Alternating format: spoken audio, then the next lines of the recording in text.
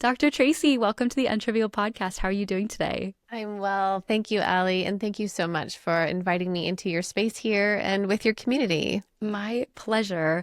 I am such a huge fan of yours, but for those who might be listening who have not heard of you before, I'd love if you could share a little bit about yourself. Yeah, absolutely. I'm a psychologist and couples therapist. I live in Ottawa, so we are fairly close to each other with you being in Toronto. And I like to tell the story of how I started to do my online work and probably how you found me, Allie. And that is in the depths of our Canadian winter. I was on my second maternity leave, nursing my daughter, having a mat leave that wasn't as I had planned, Mm. and noticing even just my own struggles in our relationship and being at the park with other parents, other moms, and they were talking about feeding challenges, sleep schedules, transitioning to solids. And I just noticed that rarely was anyone talking about the resentment that I was feeling in my marriage. And at the same time, I felt deeply dissatisfied with how relationships were being talked about in media at large. So I started at Dr. Tracy D on Instagram. I started contributing to blog spaces and podcasting. And today, now, I own a relationship program called Be Connected, where people all over the world come and learn with me.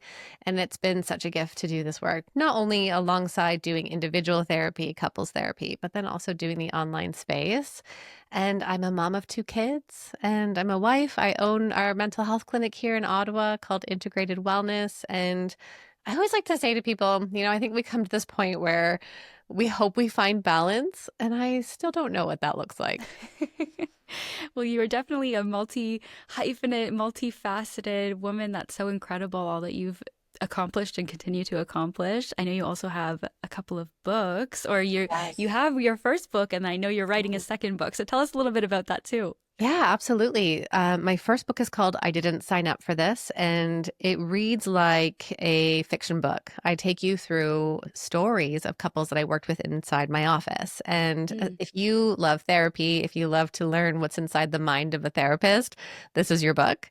But you're also going to find out what was happening for me alongside that with my own marriage through postpartum, through trying to find who we are. And the book called I Didn't Sign Up for This is because I found myself sitting in front of couple after couple, whether they were blending their family, having their first child, a woman coming to therapy on her own. Repeatedly, people were saying to me, I didn't sign up for this, meaning their Mm. relationship wasn't feeling as they thought it would. And then fast forward to my second child, I found myself also crying. The same thing in the bathroom one day after putting my second down to sleep and just feeling completely lost from myself, but also in our relationship. So that came out in 2023. And this book, Ali, I'm so excited for. That's coming out November. It's called You, Your Husband, and His Mother. And it is Mm. tackling the dynamic between you and your mother-in-law. And this is one of the most common issues that I've been working with over the last nearly 20 years. Oh yeah. I there's a subreddit, I don't know if you've heard of it, called Just No Mill. And Oh, it's oh, you have to check it out. It is literally just a place where people kind of seek support and vent about their mother-in-law dynamics, but it's one of the most popular Reddit threads, so you should definitely take a peek. But I'll have to peek totally at agree it. and hear you. It's definitely something that I've heard a Yeah. lot of people struggle with too. So, We'll have to have that conversation again because I know we're going somewhere different today, but it, yes. it really is such a complex and interesting dynamic. And it's not because Hmm. as daughters-in-law, we don't enter into marriage, committed relationships, or having children, hoping that we'll have this tension one day with our mothers-in-law. We Hmm. hope to have a connected family, and there's just a lot of dynamics at play. Yeah, absolutely. I'm so excited to talk to you today. We're talking a lot about just the challenges that couples face as they're entering marriage or have been in marriage for a while. And I feel like those challenges might look a little bit different than the challenges that people face kind of earlier on in their relationships or before marriage. So I wanted to ask you, when working with married couples specifically, are there common challenges that you see couples are facing in this particular phase of life? Do you mean in the phase of life of having a child?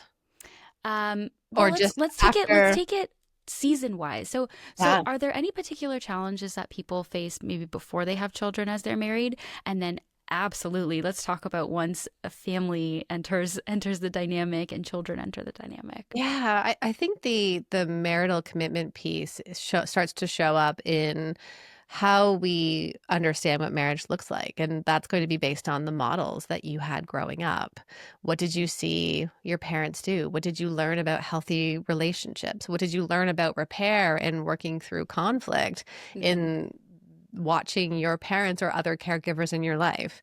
And so it's not so much that when you get married, you stop doing the work, but instead you need to work even harder now. And I think sometimes people, and actually I had this conversation with a couple recently, where they are seeing me before they get married. And we had to process this experience of, do you think we're ready to get married? Because we're still bumping up against some of this stuff. And it wasn't for me to say whether you're ready or not, but instead to look at that belief that you think getting married means you're not going to have any struggles anymore.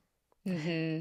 And that I think is where a lot of people get stuck. And I hear from couples in those first few years after marriage, they'll say, it feels like the honeymoon stage is over. It feels like it was all downhill after the wedding. When actually, no, Mm-hmm. this is a chance for you to start learning more about yourself, about your dynamic, and about then how you co-create. And I use that word intentionally because when you move in together, when you create your family, this is your chosen family now.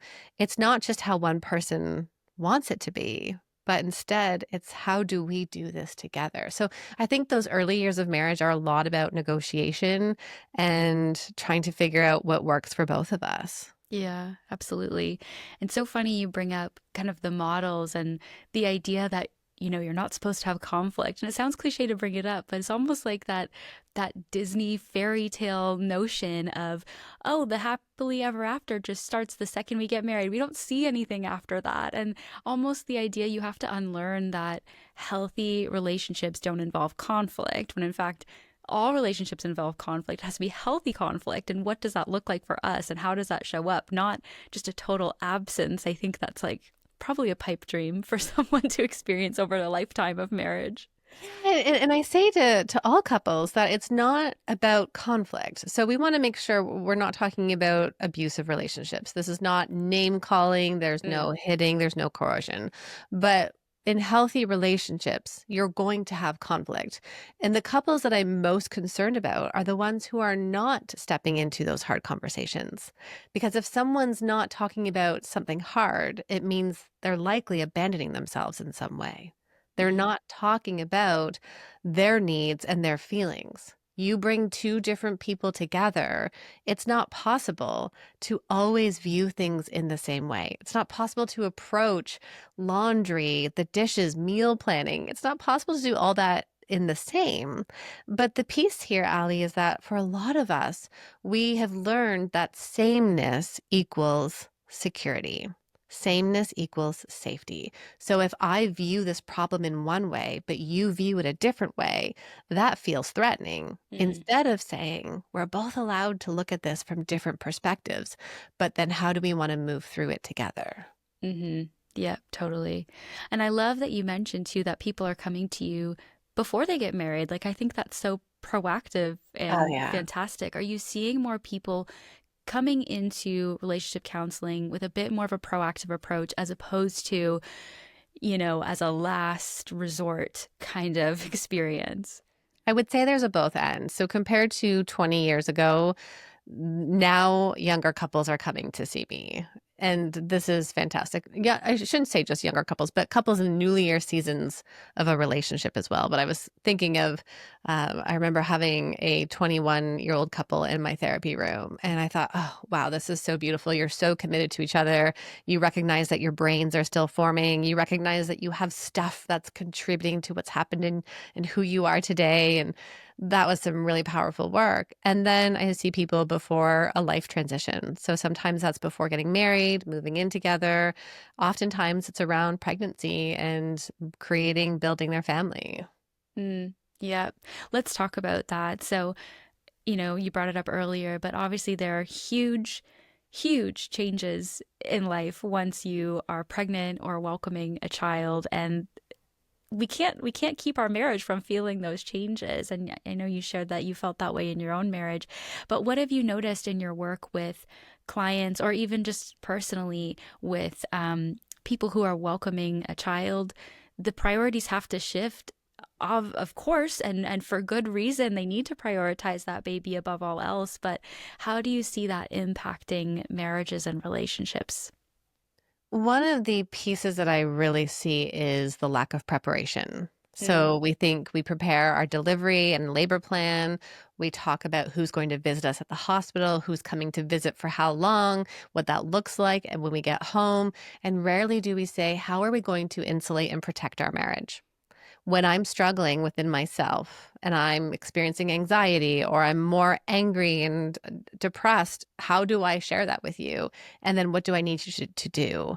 Those are the conversations we want people to be having, and we're often not. So then what happens, Ali, and you've already alluded to it, is you have this dependent little being mixed with being sleep deprived, mixed with a complete identity change. I know you've talked about that on your podcast as well, of like how we understand motherhood and what this experience is like. We then also have hormones and possible birth trauma and possible emotional and mental challenges, mental health challenges afterwards. Yeah. And it just comes together in a way like a combustion that we don't know how to navigate that together as a team to be on the same page. And so, one statistic that I think is so important, and I would argue it's probably even higher today because the research is a few years ago, is 69% of couples will struggle and report significant declines in their relational satisfaction in the first year after having a child. That's more Mm. than half of people who are reporting it. Yeah. And then that decline in relationship satisfaction, we see an increase in relationship satisfaction around the 3-year mark without doing anything. So people who don't go to therapy or seek couples support, it naturally goes up. Why is that? Well, we're adjustment to the role. We're kind of navigating things. Maybe we're sleeping again. We've Mm. moved through hormones for mothers. Their bodies are changing. Maybe they're resting more. Maybe they've stopped breastfeeding.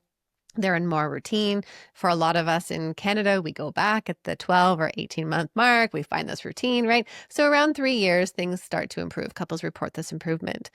But I also remember reading a statistic that says when things really start to change is when your youngest child reaches 7 years old. The 7-year itch. Is that correlated? Yes. And Interesting. so at 7 years, your children are more independent. They are practicing their autonomy. Maybe they're going to the park across the street by themselves. They're seeing friends. They're at school. You're settling into things. And so now this question is, who am I? Who are we together? And if we're willing to turn towards each other and to keep nurturing our bond, then we can go on to continue this strong marriage. How do we do that? But the piece here is that oftentimes couples wait too long. Mm. I tend to see people in my therapy room when their children are 3 and 5. And I equate that to they have space and time. The kids are in daycare or school. They're sleeping. They're in a regular routine. And someone, typically mom, is waking up and she says, this doesn't feel good anymore.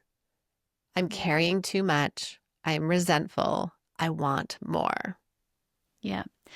It's kind of correlated too to the idea of the mental load, and especially with children, you know, it's no secret moms usually take on more when it comes to the mental load and the operation of the household.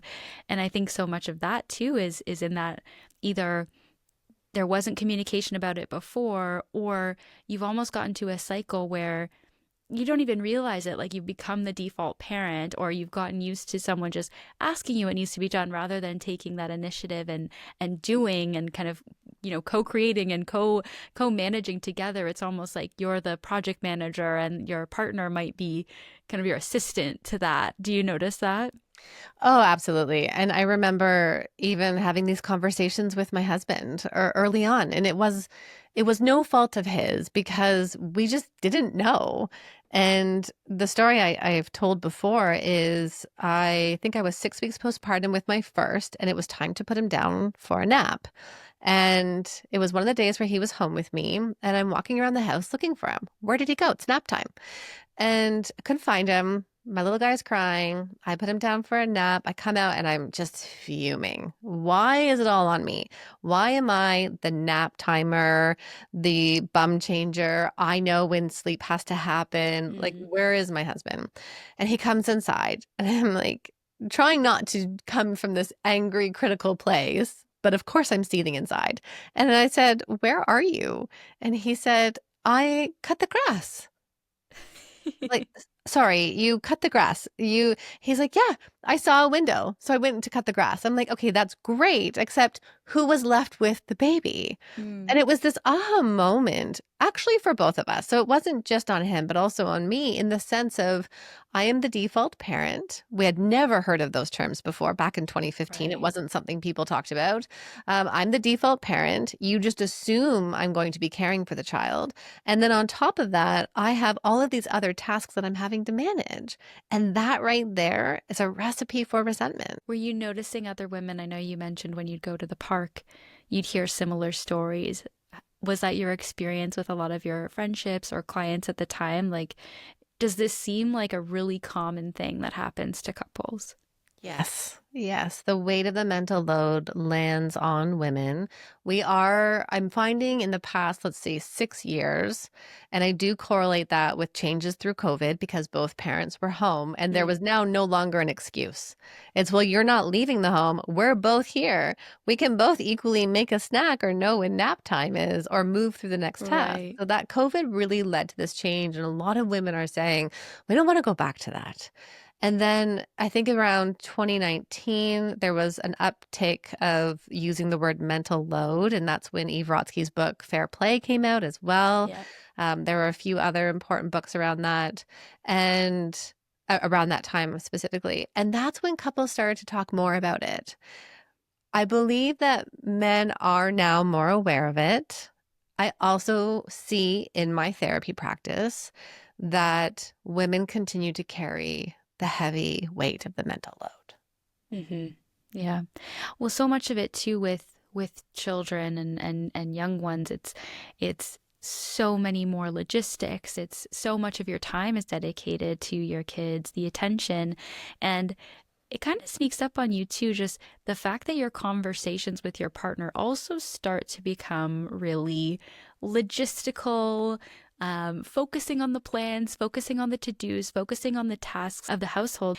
And so while some of these resentments are bubbling up, at the same time, there's almost like this disconnection that's happening even within your relationship because you're focusing on all of these to-dos and all of these demands and how you're going to tackle it as a family. Research shows that couples to young children spend less than 30 minutes a week talking to each other. And that 30 Wow. minutes is spent mostly talking about the logistics, meaning, are you making lunch tomorrow or am I? Where are the splash pads? What do we need to do to get to soccer tomorrow night for the kids? That's less than 30 minutes, which Wow. is wild. Yeah. Yeah.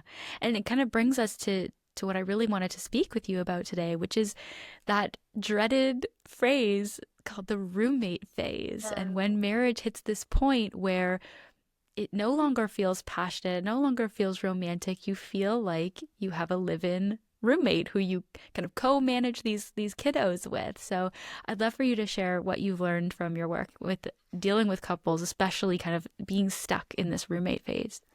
Yeah, I think the roommate phase can easily show up in parenthood in those early years. It's this parallel experience. It's not a deepening of intimacy, and it is in essence you're friendly. You might even say we don't have explosive fights. Some people might say they are actively fighting, arguing, disagreeing, feeling stuck in conflict. But for some people, it's this quiet loss of kindle between them. The fire has kind of just gone out.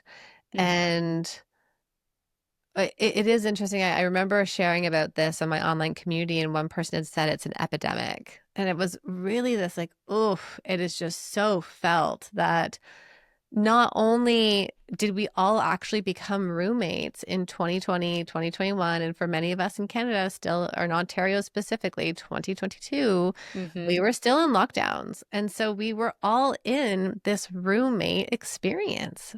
Plus, our nervous systems were so stressed. And when you're stressed in your nervous system, for many, it's hard to then turn to your partner and say, hey, do you want to? Well, this would be really exciting. And plus, the kids are there all day long. It's right.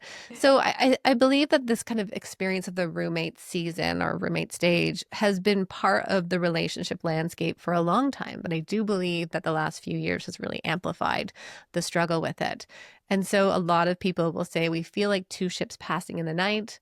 We don't know how to communicate about the things that are really important to us. We're on our phones side by side at night. We go to bed and I mean, think about you finally find your person. You couldn't wait to spend every day with them. And I'm guilty of this too, because I'm definitely a human. You go to bed and you're just side by side on your phones. Mm-hmm. Everywhere else except for with your beloved, with the person who lit you up inside before. Mm-hmm.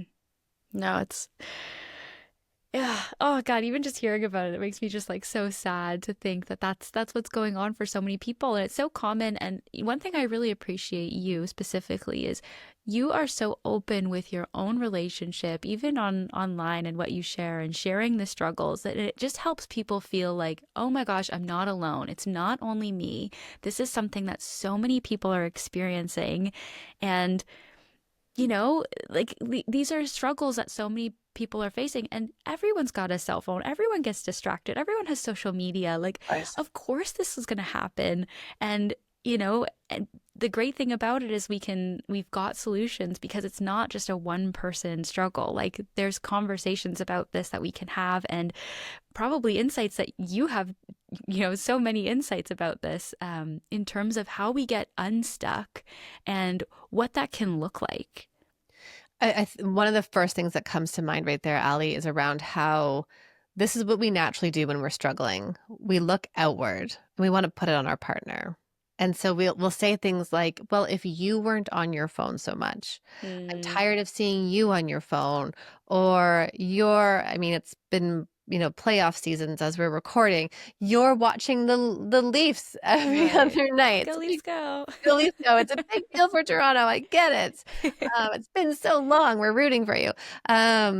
But it's challenging though because we want to then look outward, and part of couples therapy is absolutely the dynamic. I'm looking at what's happening between you two back and forth. And for those listening, I just did an infinity loop with my hands because this is what it's like in your relationship. It doesn't start or end with one of you. It is Mm, this back and forth. It's both of you. It's the cycle that takes over. And also in couples work, what I'm doing is I'm saying to you, it's time to go inside of you and to ask yourself, how am I showing up here? And for many women, particularly, because I know that's who listens the most, perhaps, hmm is that we don't express our needs. We say it once and then we think that that's enough, or we don't want to be a burden, or we express it in a way that isn't clear.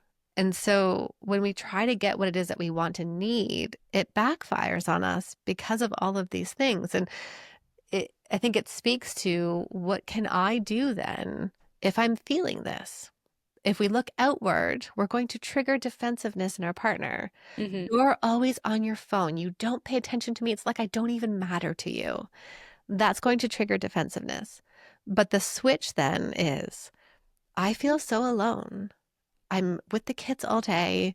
You come home and I'm actually excited to see you. And then you sit on the couch and I feel ignored. mm, And this is the moment where I'm reminded of just how lonely this space is for me. And I need attention. yeah. Focusing on the I feel versus the blame. Mhm. Yeah. Even just in your in your example there, like it's so hard to feel defensive when someone shares what they're feeling and just that loneliness. You're absolutely right.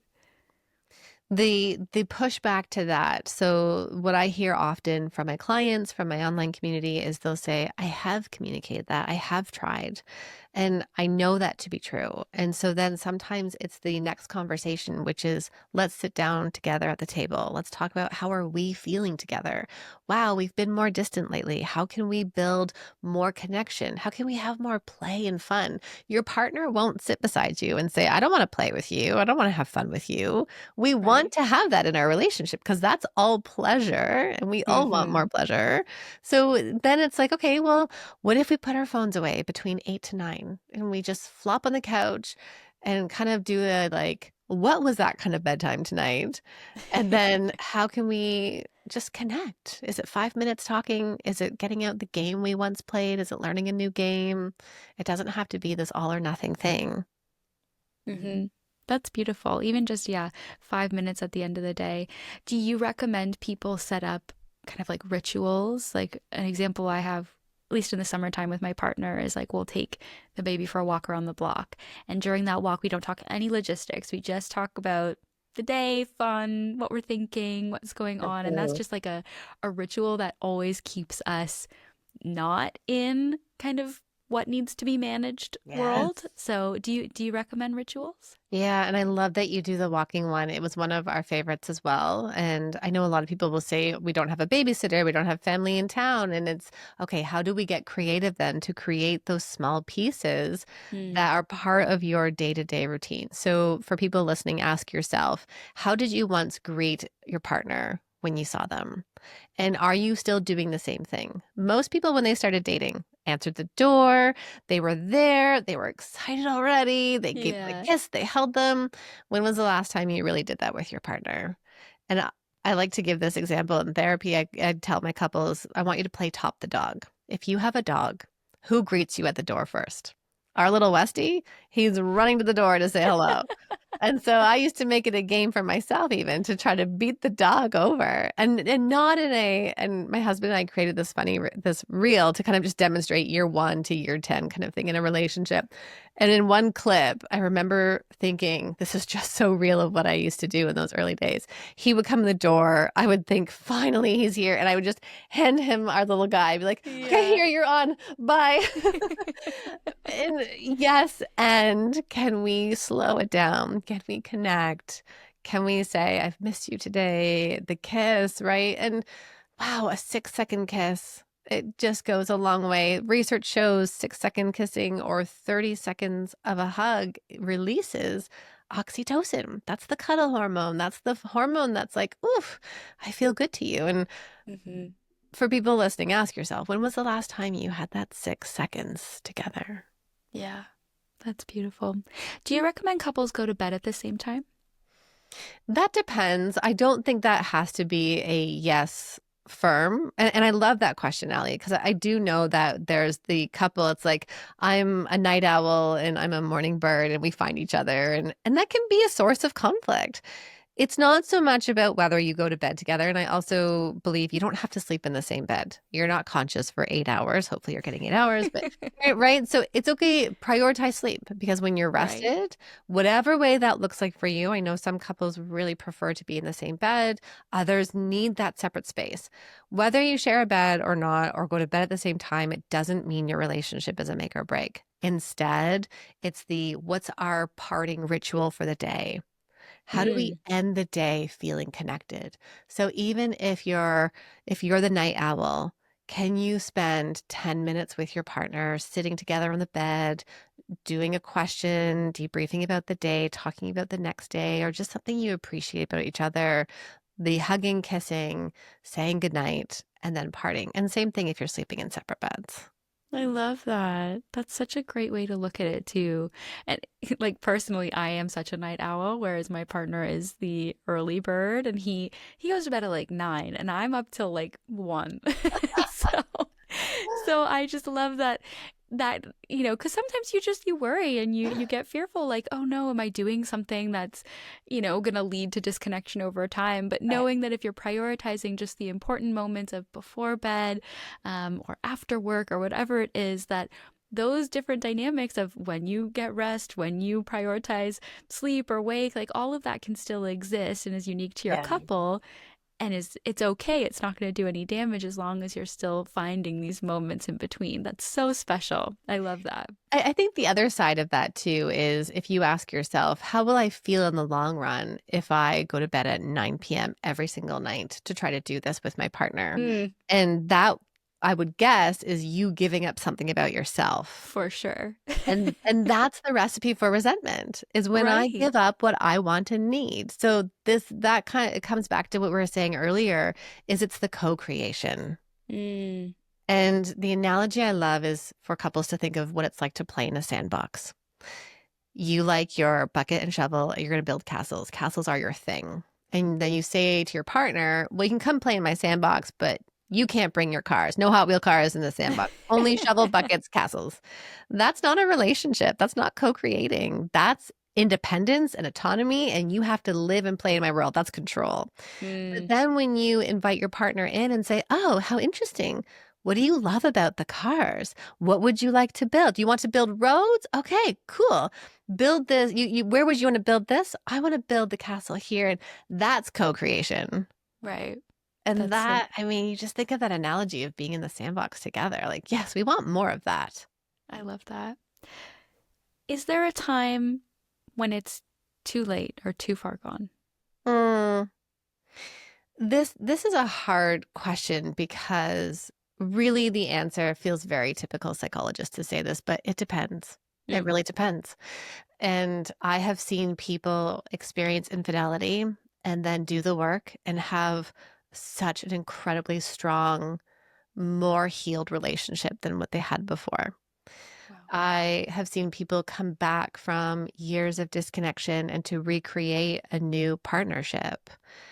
The one thing that I think we can all say is that continuous years of feeling unseen, of denigrating comments, of feeling like your needs don't matter, that will hurt your relationship satisfaction, that will hurt your security and how you feel in the partnership. And I know many people choose to stay, but I also know many people are saying, I get one life to live, and so I'm not going to stay. The one thing that determines, one of the many, in couples therapy of whether a couple is going to make it or not is whether they both believe they can put effort into changing this. Hmm. Because if one person has one foot out the door already, it's kind of like I'm pulling the horse the whole time, and I Right. can't make that work. Nobody will make that work. Right. Do you feel like a lot of men in these partnerships? I know we've talked a lot about the woman's perspective, but are men kind of feeling that similar lack of being seen and lack of connection? Like, do you hear kind of the same complaints or struggles from men? I love that you've asked this question, and I do talk more about it in my book as well. The themes that tend to show up for men, not all men, but many men, based on socialization and their upbringing, based on, we even know that more men tend to be more avoidantly attached. They tend to compartmentalize their emotions. Not all, I really want to caveat that. But what I tend to see is men are more concerned with their adequacy, with their sense of enoughness. Mm. I think of a military wife that I worked with, and she said every time I spoke to him, he's overseas, he's deployed. And every time I'm talking to him on the phone and I'm saying, this is so hard, the kid's this, and I'm crying, he immediately goes into problem solving mode. He immediately tells me what I should do next. And Mm. that enrages me. And of course, because she doesn't feel seen, she feels like, do you even get it? Are you even listening? Like, I feel so dismissed by this. Right. But what he is doing is he's tapping into, how do I feel like an adequate partner? Yeah. How do I still help and support my wife while I'm all the way here on active duty? When I would rather be there supporting her in this pain that she's having. So I'm going to step into something that helps me feel like I'm good enough.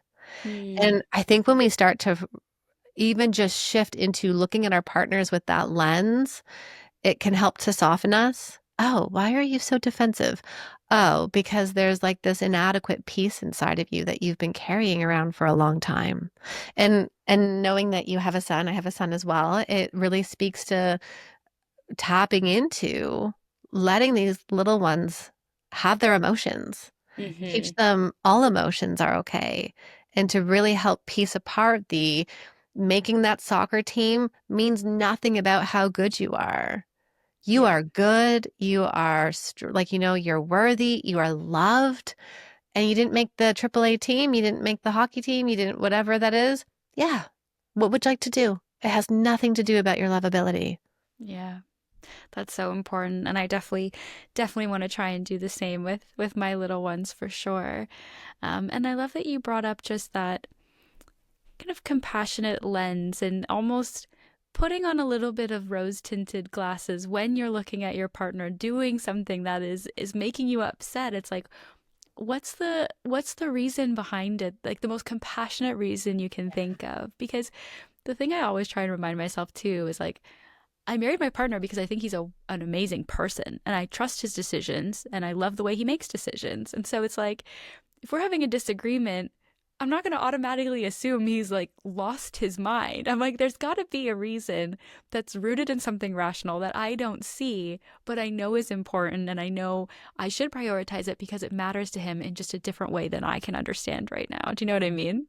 You're bringing in curiosity. Yeah, Hmm. curiosity and compassion. And those two pieces, I think, go hand in hand. I can be curious about you rather than immediately going into my own anger and frustration. I can try to see what's happening for you. I can ask more questions and then I can bring a kindness to it. And I remember one of the biggest questions in my community that came up a few years ago was, why do I have so much empathy for my kids and I don't have that for my husband? That's interesting.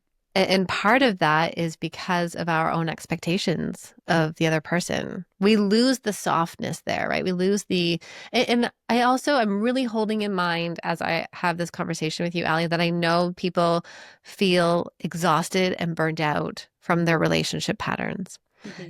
And when we then shift something inside of us, that can potentially shift the whole dynamic. Because if I come to my partner every single time with anger and criticisms and frustration, what am I pulling from him? I'm pulling defensiveness. I'm pulling him to shut down and to go into his stuff. And while I can't control his defensiveness, I can show up differently.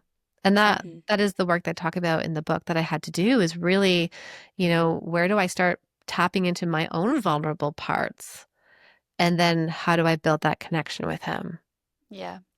I love that perspective simply because that's all we can control. We can only control ourselves. And I feel Yeah. like a lot of women, even just in different groups I'm in, they talk about almost that feeling like, oh, why does it always have to be me? Like, why do I always have to be the one doing the work? And it's like, Yeah. I can totally empathize with that. But then at the same time, that's all we can control too. You know what I mean? There's a lot of agency and power in being able to say, what do I want to choose?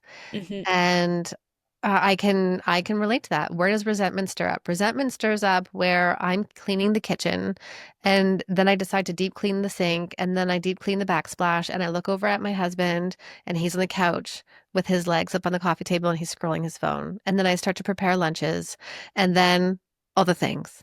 Yeah. And that resentment comes up because I am making a choice that is different from his. He's choosing to rest and sit. And for years, I have been conditioned to choose to do and to do more and to keep performing. I loved Brene Brown talks about the three P's: performing, perfecting, pleasing. Mm. And oh gosh, that just weighs so heavily. But if we can recognize that and then start choosing differently. I don't have to deep clean the sink every night. I don't have to do lunches. If my husband and I can reorganize our schedule, I can say, "Hey, lunch is on you tomorrow. Do Hmm. you have it?" I wanted to loop back to one more thing about our husbands, and also within ourselves. There's this emotion that a lot of us don't get to see, but is actually it's almost like it hides behind a curtain and it disconnects people, which is shame. Mm. So when we get stuck in those cycles of defensiveness and criticism, there's often shame behind that as well. Why does someone get so defensive? Well, underneath somewhere, they're feeling like they're being attacked. And that comes into this sense of worthiness. Am I good? Do you believe that I'm good? Do you believe that I'm enough? Am I a good person? And if someone doesn't believe that they're a good person, they're going to get swallowed into shame. One of the things that came up in my community, and actually with several couples that I've worked with, is when I ask you to do the dishes, it doesn't mean I'm not saying you're not good enough. Yeah. Because a lot of partners end up spiraling into that. Oh, you're saying I'm not doing enough. You're saying I'm not good enough. You're saying I don't support you. And it's the, whoa, no, I'm not saying that Hmm. at all. I'm saying I'm so overwhelmed and flooded in this body that I need you to come and support me. It has nothing to do with your goodness. Yeah. It's almost like someone attempting to read between the lines, but they've got a totally different book in front of them when they're trying to do that reading. Yeah. Yeah. Interesting you brought up shame too with Brene Brown. I know she does a lot of research on shame and she's awesome. Yeah, Um, she's amazing. Turning to what might be some key qualities that couples have who find success in navigating these challenges and navigating these conflicts. What do you see a lot of couples doing leading to fun and pleasure and connectedness? I know we talked about approaching some conflict or disconnect with Uh-huh. curiosity and compassion, but is there any Uh-huh. others that you recommend or see in couples that are doing well? Yeah, let's think about how we have bids for connection. And this comes from Gottman's research as well, which is there are all these ways that we look to get our partner's attention. And again, attention is not a bad thing, it's a core need. So we're looking for ways to connect with our partner. We might touch them on the shoulder as we pass them. We might say, "How was your day?" My husband once had said, "The grass is really growing outside, hey?" And I thought, oh, this is one of your bids for connection. I see it. Okay, we're going to talk about the grass first before we get into something deeper. One of the things that healthy couples do is they learn to turn towards those bids and recognizing that you always have a choice. Now, the choice is much harder because our phones are giving us so much more dopamine that it's like, oh, this Mm-hmm. feels quicker and easier and better. But when your partner walks into a room, do you pause to notice them? Can you put your phone down and say, "Hey, what's on your mind?" Or starting your day saying, "How is your heart and mind today?" But just this idea that you have all these bids, and when you turn towards them, you're more likely to feel connected Yeah. versus turning away from them, which is ignoring it. That's again the choice, or you turn towards them unkindly. So I love talking about bids, but the other piece that we know helps couples to stay more connected is around the influence. Do you allow each other to influence the other person? In the sense that, and also the research shows that when men allow their wives to influence them, they're more likely to be satisfied at follow up. Mm. So, What types of influence? What do you mean by that? yeah. So, I think of even my own example that I took up skiing several years ago and I did decide to take lessons. But a large part of doing that as a family for us was letting my husband say, "Okay, you've got this. I'm going to take you down this blue run. Okay, now I'm going to take you down this black. You've got it. I'm cheering you on. You've got it." That's an influence. That's positively influencing someone. Yeah. Or when we think about even how we're making choices each day. When your partner says to you, "Hey, I've noticed you've been feeling down a little bit. Tell me what's going on. What do you think is going to be helping you?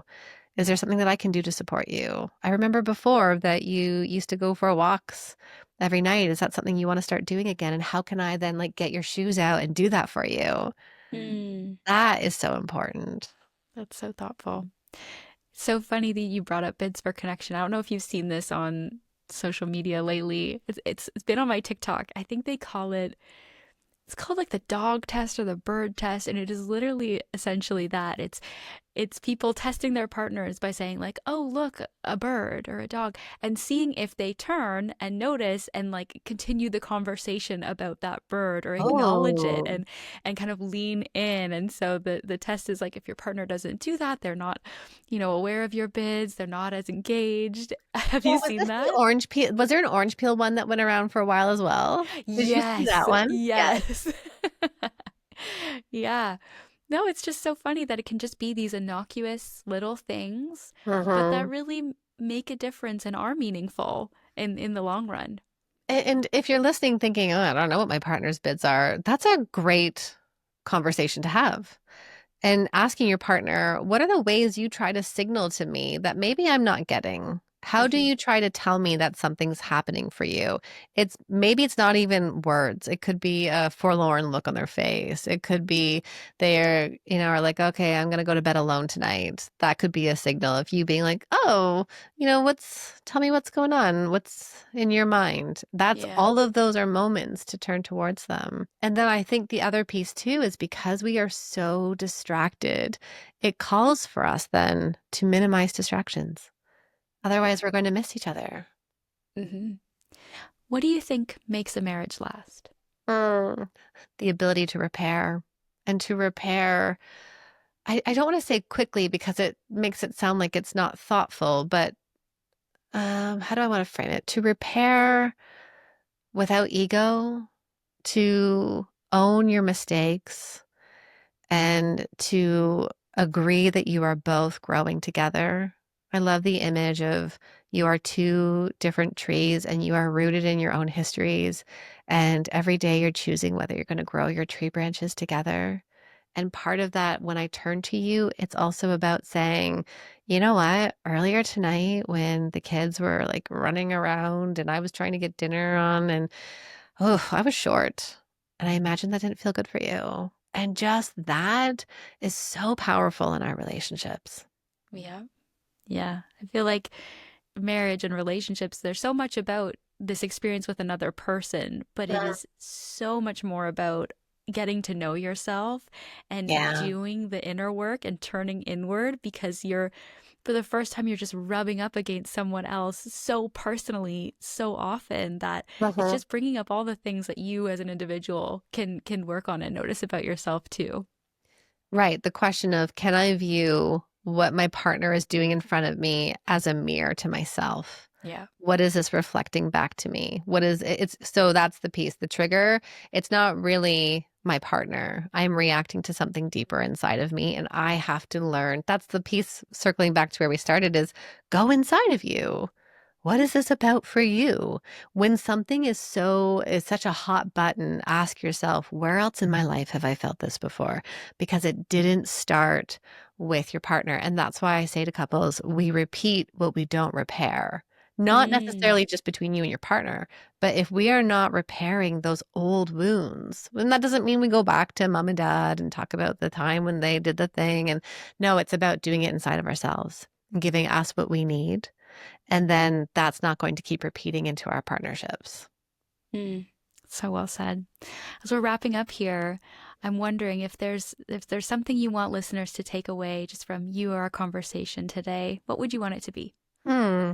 I think of the model of interdependence that I teach in my book, which is around acknowledging that you are okay, your partner is okay, and you're both going to have different thoughts and feelings and opinions, desires and wishes. And your job is to come together and to recognize that the difference is not a bad thing, but now how do we co create this together? And that can be a challenging thing, but also a really beautiful thing to do in relationships. Where can people learn more about you and get connected? One of my favorite things to experience is after being in a podcast, people come and send me a DM on Instagram. I'm at Dr. Tracy D. Say hello, let me know if there was a nugget that you took away from today's conversation. And then also you can grab my resources. I have several free ones on my website, drtracyd.com. My book is over there. My next book will be up there as well soon. But mostly just come say hello on social because I love being social. Amazing. And yes, we'll have to bring you back for when your mother-in-law book comes out. That I sounds would love so, that. so interesting and exciting. And congratulations on the new book. I can't wait to get my hands on it when it's out. But Dr. Tracy, thank you so much for your time today. This was such a great conversation. Thank you, Allie. I'm grateful that you brought me here and had this conversation with you.